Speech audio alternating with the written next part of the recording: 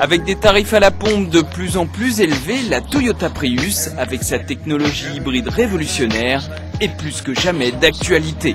Mais ce qu'elle promet sur le papier tient-il la route au quotidien? Pour le savoir, nous l'avons confrontée à une berline des plus classiques, une Renault Laguna, le tout arbitré par Raphaël et Véronique, deux jeunes parents qui vivent à Lille. D'un côté donc, la Toyota Prius, le phénomène du moment. Son design très particulier reflète l'originalité de sa motorisation. Sous le capot, deux moteurs, un petit 4 cylindres essence et un moteur électrique qui cohabitent, c'est ça l'hybride. En face, la Renault Laguna, la berline familiale par excellence, avec son diesel 1,9 litre DCI de 125 chevaux équipé d'un filtre à particules. En fin de carrière, elle sera remplacée l'année prochaine. Elle n'est pas très fun mais remplit à merveille son rôle de familial passe-partout. Entre les deux, c'est un choc de culture. Et voici ce qu'en ont pensé Véronique et Raphaël. Faut que j'ai le pied sur le frein. Oui. Voilà, ça y est. Et là, ça a démarré. Elle est en route là. Oui, là, elle est en route. Ah ouais, c'est incroyable. Elle est vachement sensible, je trouve. Elle est légère. En fait, c'est hyper impressionnant parce que comme on a l'impression que le moteur est éteint, on se dit qu'on va pas avancer. Tu vois, on aurait l'impression d'avoir calé là. Alors que c'est pas du tout le cas.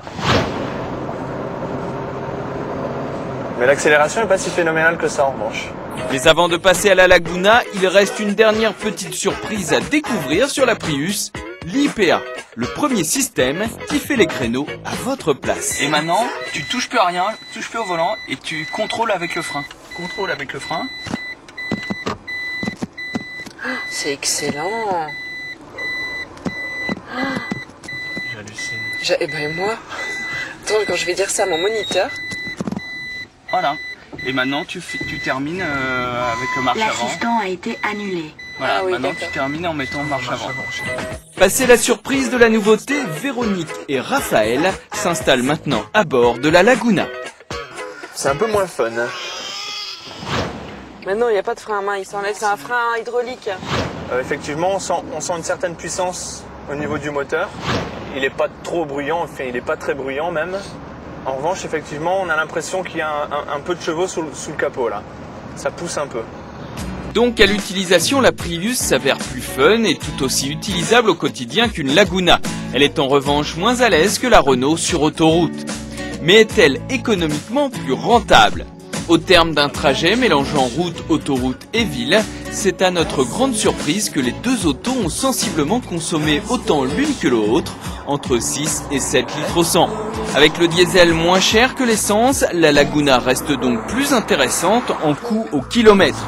En revanche, à consommation égale, la Prius est plus écologique grâce au moteur hybride. Quant au prix d'achat, pour un gabarit sensiblement équivalent à celui de la Laguna, la Toyota vous coûtera 25 550 €, moins le crédit d'impôt de 1 524 € qui vous sera accordé pour l'achat d'une Prius en tant que voiture propre. Elle est donc finalement moins chère que la Laguna en version 1,9 litre DCI 125 chevaux FAP qui s'affiche à 25 750 €. Pour les gros rouleurs, l'hybride n'est donc pas encore la formule idéale. En revanche, pour les autres, c'est une vraie alternative qui vous donnera en plus l'occasion de faire un petit geste contre la pollution.